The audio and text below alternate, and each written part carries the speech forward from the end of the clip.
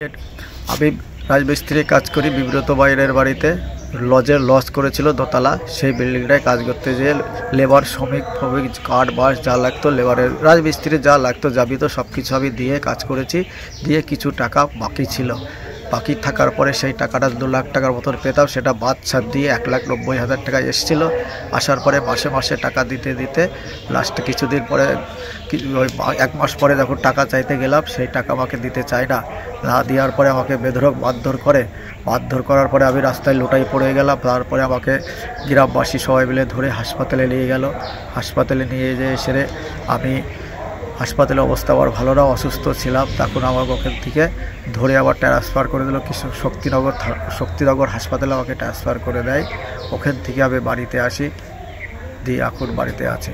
আমি চাচ্ছি যে গ্রামবাসী সবাই মিলে আমার এই উপযুক্ত বিচার চাই, আর টাকাটা যেন আমি পাই। প্রশাসনদের কাছে আমার একটাই অনুরোধ, আমার যেন টাকাটা যেন ফেরত পাই, আর যে আমাকে মেরেছে তার যেন সব বিচার আমি চাই।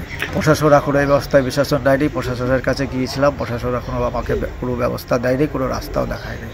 আমার নাম শম্ভু মণ্ডল, বাড়ি তারকনগর সুকান্ত পল্লিক। আমি গরিব মানুষ, রাজমিস্ত্রি করে খাই, তারা খুব প্রভাবশালী। তাই পুলিশ কাছে আমরা অভিযোগ জানালেও কোনো স্টেপ নিচ্ছে না। তারা থানায় টাকা খাওয়ায়, তারা প্রভাবশালী বলে আমরা কোনো সাহায্য পাচ্ছি না। আমি সঠিক সাহায্য এবং বিচার চাই আমার স্বামীর জন্য। এটা সুব্যবস্থা হয় যাতে এরা সুস্থভাবে বা শাস্তিটা পায়।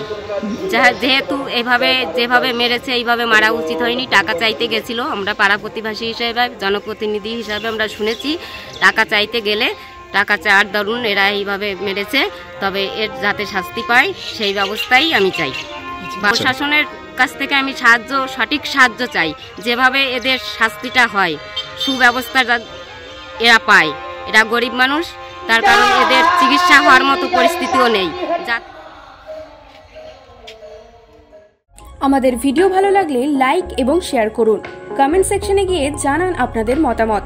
আরও ভিডিও পেতে আমাদের চ্যানেল সাবস্ক্রাইব করুন এবং প্রতি মুহূর্তে খবরের আপডেট পেতে প্রেস করুন বেল আইকন।